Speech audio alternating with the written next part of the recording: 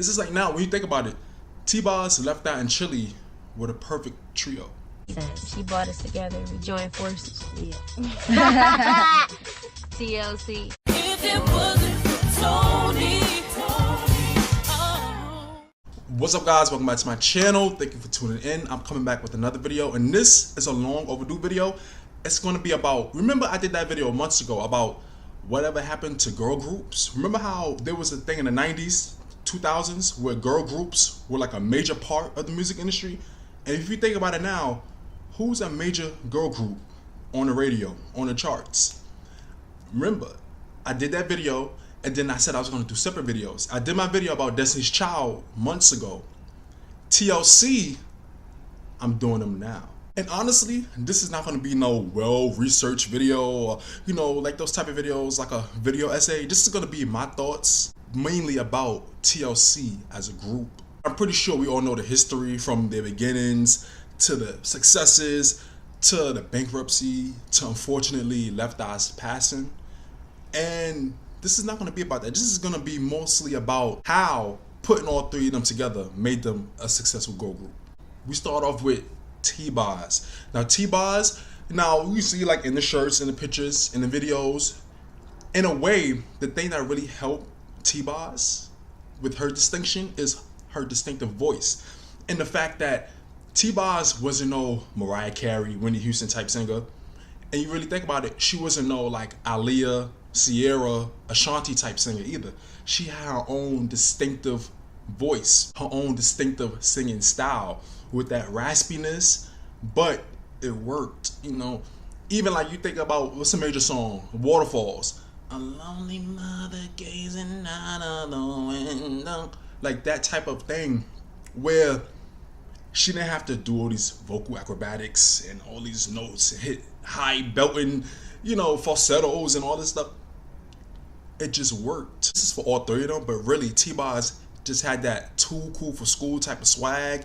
She was just really down to earth. If you watch even her interviews now, you watch a T-Boz interview now, back then, she just had like this real, like, you know, like she was part of the biggest girl group in the world at one point, but she was just really cool with it, down to earth. And she just had like this effortless swag to her. Taking it to another level. It's the next level. And as far as like the aesthetic, how could you forget about that blonde hair? First, in the beginning, when they first started out, she had like the blonde shortcut, but then her signature became like the blonde hair with the two strands on the side. You know, like that was just like her classic look. Then we move on to Lisa Left Eye Lopez. And I'm going to segue because I made a whole video about how I feel like Lisa Left Eye Lopez is underrated now. I did that video like maybe 2 years ago. I'm going to leave it up here and in the description. I just feel like nowadays, Left Eye is like underrated when it comes to like rapper. You hear about Foxy Brown, Lil' Kim, when you know, Missy Elliott, when they want to reference these new rappers, want to reference like who they look up to and this and that and the styles and all of that, right? But I feel like Left Eye is really left out of these conversations. And like I said in that video, she's always like a place filler. Like, you know, they want to make a top 10, top 20. It's like, oh, okay, Left Eye, number 15. You know, it's just like she doesn't really get her recognition that she deserves. But Left Eye, without TLC, she's literally the L. She's literally in the middle. It would be TC. Like Left Eye was a major part of the group. And here's the thing, right? The thing that made them so distinctive is like, it was two singers and she was the rapper, right? And if you really listen to most of their biggest singles, Left Eye wasn't really on them. It was mostly T-Boz or Chilli trading off singing the lead, and then Left Eye would be in the video having fun with them, but she was a part of like the sound, she was a part of the aesthetic, she was a part of the creative. You know, without Left Eye, there would be a lot of things with TLC wouldn't have come into place, like the name, Chilli, the video treatments, a lot of different ideas Left Eye gave them. And then I said, people look at me like I'm crazy, Chilli, sexy, and Tiana's cool. What can the word be? And I still didn't know what the word was going to be. But it was sitting like right in front of my face. Chilli, even though people look at her like she's sexy, she's silly. She be acting stupid. Yeah, break it you down. Know, they say she's cool, but you know, I see Tiana sometimes trying to get a little bit sexy, trying to put on some girl clothes sometimes and stuff. They say I'm crazy, but I'm cool as hell. So I was like, we all crazy, sexy. I mean, so why you? Another thing with Left Eye is her distinctive rapping style. It could be fun, it could be quirky, and socially conscious. You know, you had raps like "Ain't Too Proud to Beg." Then you had the, you know, the Waterfalls rap. Then you had the No Scrubs rap. Like, that's another thing. Like, it was just so fun, and just to see like her progression throughout the years and her distinctive visual, her distinctive aesthetic, the different outfits, the different hairstyles. She was one of those artists, even as a part of a group, where you always want to see what she was going to do next, what she was going to wear next, how was her hair going to look next, you know? That's the thing with Left Eye, where she was able to just fit in with anything, even when the times changed, you know, from the early 90s where they had like the tomboy swag to like the crazy sexy cool era where it was a mix of both. Then to like the 1999 No Scrubs era where it was like the intergalactic, you know, type of thing. She knew how to fit into each of those eras perfectly. Then we have Chilli. And like I said, Left Eye was the one that gave her that name because they needed a C. Her name is Rosonda. So Chilli, that name perfectly fits her because she just like smooth and she has like a chillness to her, but she also has that edginess. They all three of them have their own individual edginess. That's, you know, considering the second album, Crazy, Sexy, Cool, they each fit into that different category. But to be honest, each of them could be considered crazy, sexy, cool in their own way. But Chilli had just real, down to earth, cool thing to her. And the thing with her is that signature long black wavy hair. She kept that throughout her whole career. Even now, I was watching the TLC documentary, TLC Forever, on Lifetime, and there was certain parts where they were interviewing her, and I was like, is this from the 90s or was this recent? Because she still looks the same. Oh my God. I feel like with the different personalities, T-Boz could sometimes be like low energy and kind of like lackadaisical, nonchalant, whatever. At a certain point, Left Eye was always like highly energetic. Chilli balanced them out. So that's what just made them a perfect trio. And it be the cheers, and that is on the TLC tip. The thing with Chilli is her distinctive voice. Well, even though she wasn't singing like Mariah Carey, Whitney Houston, or, you know, later down the line, like, you know, Destiny's Child or Beyonce, she wasn't singing like them. She still had her distinctive smooth vocals. And I feel like a song that really showcases that is Red Light Special, where you really get to see like she would hit notes and everything, but it wasn't like, oh, show-stopping Whitney Houston, but it was still effective. It was still powerful, and it was still something that was like air candy, you know? We talk about all three of them together. The thing that really made them stand out as a group, and honestly to me, is like, even though, like I said, Left Eye, in certain parts, she didn't really get like a lot of like the, you know, in the first album, it was more like hip-hop based, and, you know, Left Eye was on a lot of the tracks, and it had like that early 90s sound to it.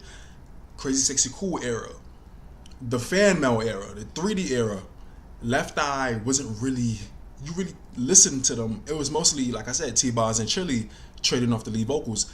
Left Eye would have her raps here and there, but it was mainly T-Boz and Chilli. But Left Eye was still a central part. She still was a focal part of the group. Like, without Left Eye, as I'm going to discuss later, you can see how the group would fall apart. With TLC, there was no distinct, direct, obvious leader. You know, like compared to Destiny's Child, where it was like, oh, okay, Beyonce is obviously the leader. The other one is just singing back up, like the most lead vocals, the most this, the most screen time. They doing live performances. She's always in the middle. And the other ones are like background dancers. With TLC, it was an equal trade-off. Even with Left Eye, like I said, she was like the rapper. They still made sure that Left Eye was a vital part. With the performances and the music videos, it was like an equal balance of all three of them. Where you didn't feel like, okay, she's the leader. It was like, no, all three of them are the girl group together. Another thing with them, of course, one of the major things is like the Bankruptcy and how the Crazy Sexy Cool album sold over 10 million copies. That's a lot of money, but they each went home with basically like pennies. They each went home with like basically Monopoly money. And that's just like another major lesson that even now, unfortunately, they had to learn, but they shared their story, so it makes the public aware. It makes other artists coming up aware. It makes other girl groups aware. Like, you can have all the success like us, all these Grammys, all this money, all this luxury, all over the radio, music videos all over TV, but we basically kind of still living a paycheck to paycheck in a way where it's like this type of deal, we're paying out of pocket, and all the money we made from our music, it's like we're paying for ourselves, and then the royalty checks is kind of like crumbs. Could somebody please make it make sense? I think that goes into another reason why there aren't that many girl groups. It's the thing in that they're different personalities, but then it's also a record company having to divide the money between three. And then it's like the whole thing of like, luckily with TLC, there was like no obvious lead, but then it's kind of like, oh, this person might feel like I'm doing most of the work. The other two are just like in the back doing whatever. And like, okay, this song was a big hit. It went #1.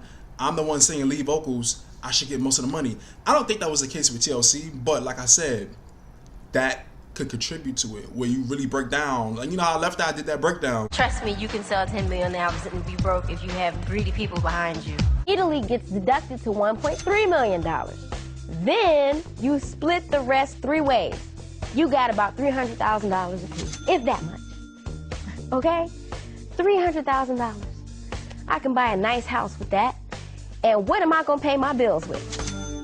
And like with these record companies nowadays, it's like, why pay 3 artists individually, have to deal with the attitudes, have to deal with that, the drama, when we could just keep the solo artists, keep these, we have a female rapper, we have a female R&B singer, keep them separate. You just don't need to bridge them together and make a group where you can make more money over just one artist instead of a whole group where you gotta divide it between 3, 4, 5 artists, And another thing with the dynamic between TLC, which I want to discuss, which was in the documentary, is you could tell like they really had fun together. Like, especially in those early interviews, you could tell they had a blast.